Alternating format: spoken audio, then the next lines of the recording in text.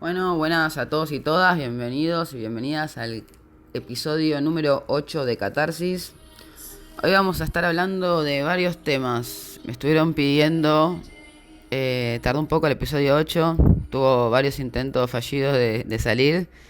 Me estuvieron pidiendo varios temas para conversar hoy, para hablar hoy, así que bueno, vamos a empezar con una cuestión interesante que está relacionada con el psicoanálisis un poquito y con algunas cuestiones que estoy viendo en la clínica que me parece que están piolas que empecemos como a poner en palabras. Así que vamos a hablar hoy de lo que es el síntoma, la repetición y el trauma. Entonces vamos a poner un poco de palabras para que todos entendamos de qué estamos hablando y qué podemos hacer nosotros cuando nos encontramos en esta posición. El síntoma, cuando hablamos de síntoma, nos referimos a ¿cómo podemos decirlo? Es una posición, una conducta que tenemos, la reconocemos, nos genera molestia, nos genera dolor, nos genera angustia. Generalmente consultamos por esa razón, pero por otro lado es algo que nos cuesta mucho mover, nos cuesta mucho modificar, ¿no? O sea, lo que pasa mucho en la clínica en sesión es que la persona viene con un motivo de consulta, generalmente asociado como el nombre que le pueda poner a este síntoma. Por ejemplo, no sé, voy a lo vincular que es lo más fácil, ¿no? Tiendo a elegir siempre personas no disponibles, que es el ejemplo que da el otro día en un post. Entonces se empieza a trabajar, ¿no? Ok, este es el síntoma. Entonces uno empieza a trabajar, ok, ¿por qué pasa esto? Empezamos a hacer un registro tanto del pasado como del presente. ¿Por qué pasa esto? ¿Por qué tiendo a elegir este tipo de personas? Trabajamos un poco con la infancia si es necesario, muchas veces no. A veces el psicoanálisis está muy asociado el psicoanálisis ortodoxo, ¿no? A esta cosa del diván, la asociación libre y el analista en silencio. Bueno, no sé, esta forma de trabajo es más integrativa, se trabaja también con el presente. Entonces, bueno, se empieza a trabajar este síntoma, se empieza como a desarmarlo. Es como si imagínense como si fuera una cebolla que la empezamos como a sacar las capas. Entonces cuando ese síntoma en algún punto, esta es la parte más difícil de explicar, que Lacan es lo que empieza a llamar goce, y es donde todo el mundo dije, no entiende una mierda y deja el psicoanálisis. Nada, pero es súper interesante. Lo que pasa con el síntoma es como que nos genera sufrimiento y placer a la vez, pero uno va a decir, no, a mí no me genera placer, yo quiero estar en un vínculo y no puedo, eso no me genera placer, me está generando sufrimiento, voy a terapia, pago, ¿qué me está hablando esta pelotuda que me genera placer? Con todo respeto, ¿no? Pero no es un placer consciente, es un placer inconsciente. Nos genera como una especie de placer porque ese síntoma lo ubicamos por algo ahí, ¿no? Es como que nos trae un mensaje a nosotros, es como también hablábamos hoy del tema del sueño. O sea, nosotros mismos nos damos mensajes todo el tiempo a nosotros. El tema es si lo podemos escuchar, nos damos el permiso de escucharlos o no. El síntoma en este caso lo que hace es tratar de, ¿cómo podemos llamarlo? Tratando de usar palabras que se puedan entender. Eh, como tramitar, me gusta esa palabra. Se trata de tramitar algo que quizás quedó en el inconsciente, ¿no? Y uno tiende a repetir, que ahí se empieza a juntar todo. A ver si le podemos dar una vuelta para que se entienda y no quede lo técnico academicista que no me interesa. Todos tenemos traumas, todos sufrimos traumas, pero no el trauma como se tiende a hablar, ¿no? Del trauma, ay, estoy retraumada, esto me retraumó, ¿no? Porque a veces las palabras con contenido psicológico tienen un uso, ¿no? Como común. El trauma es como, bueno, como volviendo, estamos hoy usando un poquito de psicoanálisis que tenía ganas, es como un quantum energético, ¿no? Que la psiquis no puede tramitar. Puede ser cualquier cosa, no tiene que ser algo en particular, ¿no? Algo que nos pasa que no podemos tramitar. Entonces, lo reprimimos. Lo reprimimos porque nuestra mente es como nos protege, ¿no? Y no podemos, como cuando tenemos un sueño y, y lo que recordamos es una historia y lo censuramos porque no tenemos el significado y uno tiene que trabajar para reconocer el significado de ese sueño que hay atrás, que se abstrae de ahí. Todo lo mismo, se guarda en una parte del cerebro que le llamamos llamar inconsciente por ahora. Entonces cuando uno aparece este síntoma está relacionado con la repetición. ¿Por qué? Porque lo que uno trata de hacer es tramitar esa situación traumática primaria, ¿sí? Y empieza a repetir situaciones. Por ejemplo, volviendo al ejemplo anterior, busco siempre personas que no están disponibles para mí.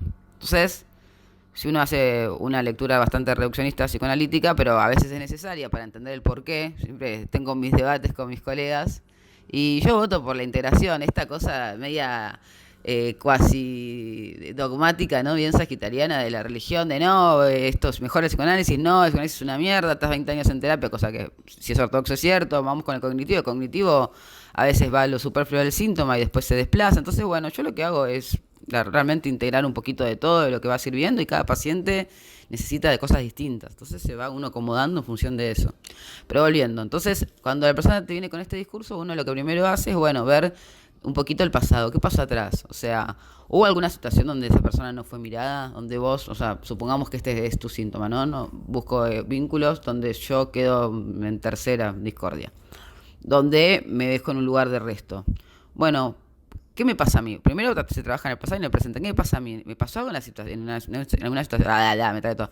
¿Me pasó algo en el momento en el pasado donde me sentí abandonado, rechazado, donde sentí que no fui mirado? Porque puede ser que, ojo acá, porque puede ser que no es que haya sucedido algo, un abandono inminente, literal. Puede ser simplemente de que yo no me haya sentido suficientemente mirado porque mi función materna, mi viejo, mi vieja estaban ocupados laburando y es simplemente eso, no tiene que ser algo, un trauma re súper, no sé, ¿no? Como uno se imagina algo, no sé, un abuso, digo, algo fuerte, ¿no? Puede ser algo simplemente que ¿no? Lo vivió como algo traumático. Y no necesariamente, creo que quiero aclarar esto, me parece importante. Uno escucha trauma y dice, tiene que ser algo terrible y no. Pero esa persona quizás queda con esta energía, ¿no? Entonces lo que tiende a hacer es esto, repetir. Decir, bueno, yo, o sea, se para en este lugar, obviamente todo esto todavía no se lo hace consciente, sino todavía no está haciendo un trabajo terapéutico. Entonces va a terapia o no va a terapia y tiende a repetir una y otra vez, ¿no? De buscar vínculos donde es una profecía autocumplida, como que parte de una premisa inconsciente donde sería algo así como no soy, estoy haciendo un reduccionismo bastante importante, pero para que se entienda. No soy suficientemente importante como para que me quieran, para que me miren. Entonces busco vínculos donde se corrobore esto. Que no soy mirada, que no soy querida, querido, queride. Entonces, ¿qué pasa acá? Acá estamos llegando, estamos uniendo trauma, síntoma y repetición. Aparece esta repetición. Y lo que nosotros tratamos de hacer en terapia es trabajar el síntoma, trabajar esta repetición, ¿no? Porque repetición y síntoma muchas veces van de la mano, generalmente van de la mano. ¿Cómo se hace esto? Se trabaja también con el presente, ¿no? Primero, bueno, tratamos de que la persona se haga consciente. Si ya viene con este motivo de consulta, bueno, empezar a ver de dónde viene, por qué pasa, pero paralelamente, como trabajamos acá en el centro, es hacer un trabajo de exposición, ¿no? Se llama de sensibilización sistemática, que es exponer a la persona a esta situación que le genera angustia, para que empiece a registrar en el presente por qué tiende a hacer esto, ¿no? Cuando de golpe decís, bueno, en vez de ahora busquemos una persona totalmente distinta, ¿no? Vamos a un experimento y vas a salir con alguien que esté disponible y ver qué te pasa, ¿sí? En estos casos pasa muchas veces que la persona le genera angustia sentir deseo. Le genera angustia ser deseada porque no sabe cómo ser deseada, porque no está acostumbrado a ser deseada y no sabe qué hacer con ese deseo. O considera que no es una persona para ser deseada. Entonces, si a mí me está deseando esa persona seguramente algo malo tiene que tener. Algo le pasa. Entonces prefiero elegir a otra persona que no está disponible, que no me quiere, que no me pone el like, que no mira mis historias, porque ahora todo parece que lo vincular pasa por las redes sociales. Entonces es importante acá lo que hablaba en un principio. El tema de, yo estaba pensando en la clínica, el tema de que cuando es bastante simple todo. ¿Cómo lo complicamos como humanos? Porque digo, son 3 pasos, ¿no? Motivo de consulta, ¿no? Una persona viene, es que registra que algo pasa, más o menos lo puedo poner en palabras, se hace consciente de eso, se hace consciente de todo esto. Si fuese este ejemplo, se hace consciente de por qué repite y qué está repitiendo. Pero después quizás pasan años en terapia en lo mismo, dándole vueltas, ¿no? Persiguiéndose la cola, todos. O sea, no es un cuestionamiento a los pacientes, es un cuestionamiento a la humanidad en general. Entonces empecé a preguntar por qué la neurosis, yendo un pasito más allá. ¿Por qué necesitamos la neurosis? Y yo creo que en algún punto necesitamos la neurosis porque si no nos conectamos con algo aún más angustiante y desgarrador, que es la mera existencia, el hecho de estar vivos. Eso genera muchísima angustia. El hecho de estar vivo no genera angustia particularmente, sí el hecho de estar vivos, no saber para qué y que nos vamos a morir. Esa base es la premisa más angustiante y desgarradora del momento en que nacemos, ¿no? Que nos separan ahí, nos cortan ese cordón umbilical y bueno, y somos otro. ¿Y qué hacemos con eso? ¿Qué hacemos acá? ¿Para qué estamos? Todas esas preguntas que algunos se hacen más conscientes, otros quedan más en el inconsciente, o no se las hacen, o no les dicen que no les importa. Pero algo con la muerte todos tenemos, porque todos estamos vivos. Entonces, siempre estamos vivos, algo con la muerte nos va a aparecer, sea consciente o inconsciente. Entonces yo pensaba, esto que hablábamos antes del placer, no es que el síntoma me genera placer, es que me es más fácil no correr el síntoma y angustiarme porque Pepe no me mira o Pepe no me quiere, que hacerme cargo que si corro la neurosis, todo esto de problemas de white people, de clase media, pero bueno, siempre aclaro porque si no parece que, ¿no? Pero bueno, es más fácil, porque si yo me quedo en la neurosis, ¿no? Diciendo, bueno, y me angustio, y me preocupo, y realmente no estoy, a ver, subestimando el dolor y la angustia que genera, porque yo entiendo que genera, y nunca invalidaría una emoción ajena, entiendo que genera un montón de angustia y dolor. Pero es importante saber que ahí hay un goce. ¿Qué es este goce que nadie entiende y generalmente se habla? Es el placer que me genera el síntoma. Es ese síntoma que hace que yo siga haciendo lo mismo. Que trate de tramitar también, sin ir a la parte más espiritual o transpersonal, siguiendo la parte más psicoanalítica, que trate de tramitar ese trauma, porque todavía yo no, es un trauma 1, ¿no? Yo tuve una situación que todavía no la puedo hacer consciente, no la puedo tramitar. Cuando repito y una otra vez, simbólicamente, en el presente, estoy intentando tramitar ese pasado, ¿sí? Entonces, hay muchas maneras de trabajar esto. Yo insisto, la integración para mí es lo mejor. Estoy podrida de ver peleas entre centros y gente súper inteligente diciendo cuál es la corriente que vale. Todas valen, todas son óptimas, todas son útiles y el tema es cómo se usa y para quién. Entonces, en este caso, como yo trabajo, lo que se realiza es un trabajo doble, como decía antes. Es el pasado para ver cuál es ese trauma 1 y poder reconocerlo. Y por otro lado, desde una hipótesis siempre, ¿no? Porque obviamente no tenemos memoria de eso, quizás. Quizás sí, quizás no, depende. Y por otro lado, en el presente. ¿Qué cosas distintas puedo hacer? ¿No? Se empieza a plantear objetivos. O sea, cuando uno empieza a correr el síntoma, a hacerse cargo de ese síntoma, a abrirlo, pueden pasar muchas veces la persona deja venir a terapia porque duele un montón y porque no quiere hacerse cargo. Y porque implica exactamente eso, hacerse cargo de lo que a uno le pasa. Y mucha gente no tiene ganas de eso. Y es válido. Entonces esa persona generalmente se retira. Suele suceder. Cuanto más uno se acerca al núcleo del síntoma, la persona se empieza a molestar porque porque uno viene a trabajar algo, uno tiene, generalmente todos tenemos un doble discurso, uno viene con una angustia a trabajar algo, pero cuando le tocas eso, ese síntoma genera como una comodidad en algún punto, genera como una estabilidad, un equilibrio en nosotros, por más que nos moleste, pero no, nuestro cuerpo, nuestra alma no, nuestro cuerpo está equilibrado, nuestra psique está equilibrada con ese síntoma. Entonces cuando lo movemos es como si es un tapón y lo sacamos, ¿no? Imagínense una bañadera llena con un tapón, lo sacamos. ¿Qué pasa? El agua se empieza a mover, empieza a circular, ¿no? ¿Y qué hacemos con ese agua? Si no tenemos ni idea qué hacer con ese agua, bueno, de golpe nos inundamos, nos ahogamos. Y uno no se quiere ahogar. Entonces prefiere quizás seguir sufriendo porque Pepe no me mira. Pero ¿qué pasa acá? Entonces uno nunca puede seguir avanzando. Y bueno, el contexto siempre viene acompañando. Ahora tenemos un tránsito muy importante, ¿no? Que viene un Urano disruptivo que viene a corrernos de esta zona de confort que muchos llevamos y muchos queremos seguir llevando. Y nos genera contextos de afuera que nos obligan a trabajar nuestros síntomas. Sea que nos encierran y nos quedamos solos, sea que tenemos que enfrentar situaciones en relación a la muerte que hablamos antes, porque de golpe una pandemia nos enfrenta a nuestra vida y a nuestra muerte, a cuestionarnos un montón de cosas. ¿Qué queremos para nuestra vida? ¿Qué es esto de la normalidad? ¿Cuál es nuestra normalidad? ¿Cuál era nuestra normalidad prepandémica? ¿Cuál es nuestra normalidad hoy en día? ¿Qué es esta nueva normalidad? ¿Qué se hace con esta nueva normalidad que se habla por todos lados? Entonces, bueno, el contexto viene también a hacer algo disruptivo. Cuando no queremos mover nuestro síntoma, viene por todos lados y dice, bueno, movete, tenés que moverte. No es solo terapia, digo, pasa por todos lados. Y el tema es, bueno, ¿qué hacemos con esto? Todos me preguntan, bueno, genial, entiendo todo, pero ¿y qué hago, Vivi? Y bueno, y siempre digo lo mismo y lo voy a volver a repetir una vez más. No hay una receta de 3 pasos. Cada vida, cada historia, cada subjetividad es distinta, pero sí es importante poder empezar a reconocer esto, ¿no? ¿Cuál es mi síntoma? ¿No? ¿Cuál es mi síntoma? Para empezar a ponerle un nombre, ponerle palabras. ¿Hay algo de esto que obviamente me genera sufrimiento, pero puede ser que algo de esto me genere una especie de comodidad para no hacerme cargo, me genera una especie, es un placer entre muchas comillas, imagínenselo. No es que me genera placer, pero no les da placer, nunca un síntoma da placer, es como una falacia, si se entiende así literal, es simbólico. hay algo que me genere este síntoma que me da como una especie de eso, es como una comodidad donde me angustia, pero no me quiero correr de acá. Porque realmente lo planteo porque las terapias serían mucho más rápidas y mucho más fáciles. Iba en contra de mi trabajo porque me quedaría pobre. Pero me parece que sería re óptimo que haya... O sea, hay espacios donde hacen sesiones, o sea, hacen 12 sesiones y se termina, que está bueno, qué sé yo, es otro tipo de trabajo.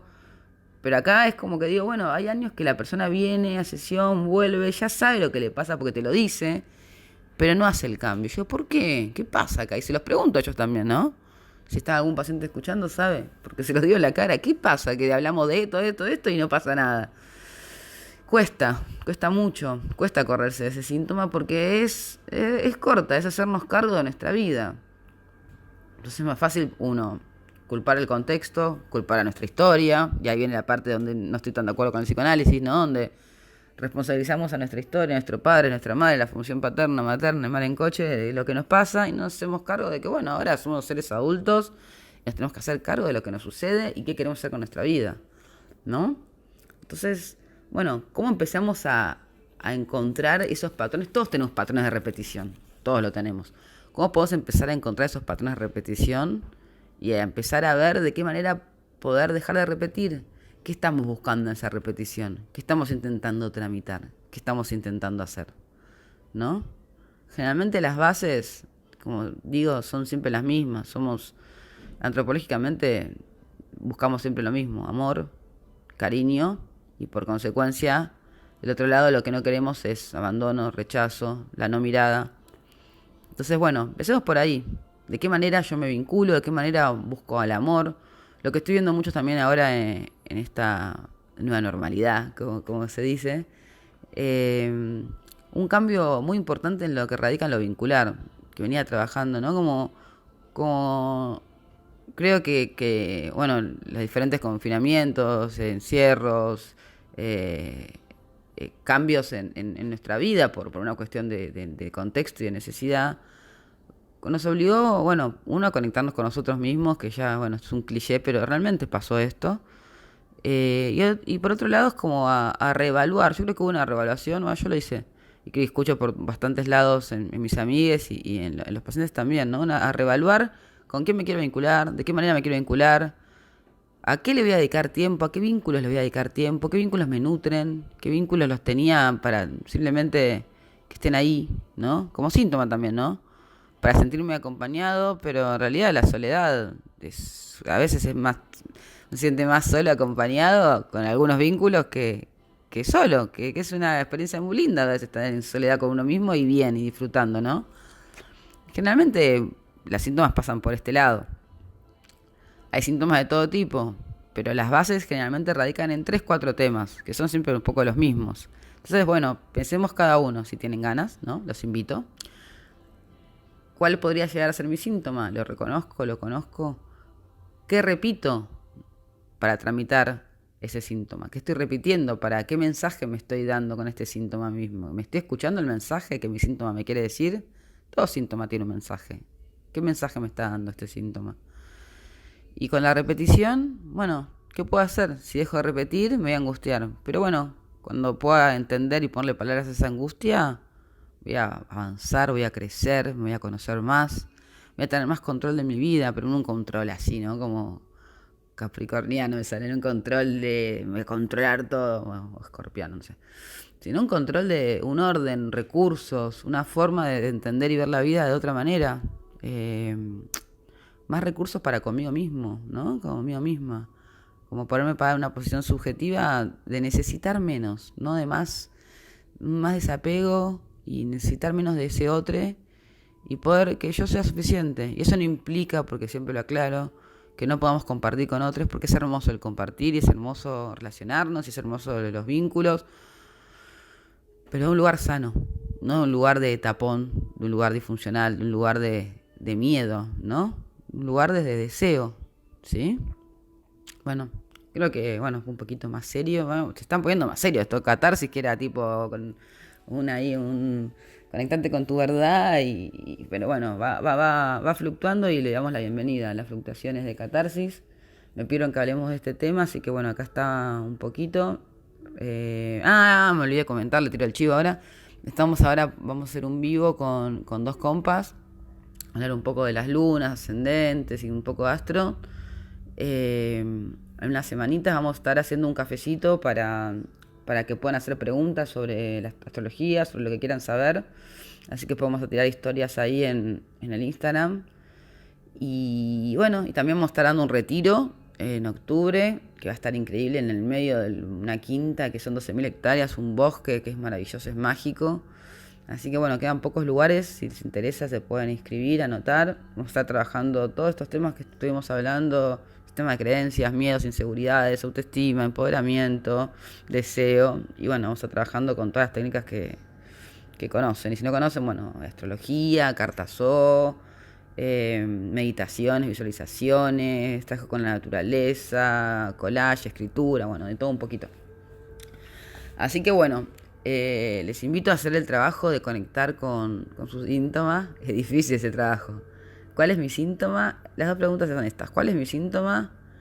¿Y cuál es mi patrón de repetición? Con esas dos preguntas ya tenés un montón para trabajar. Un montón, un montonazo.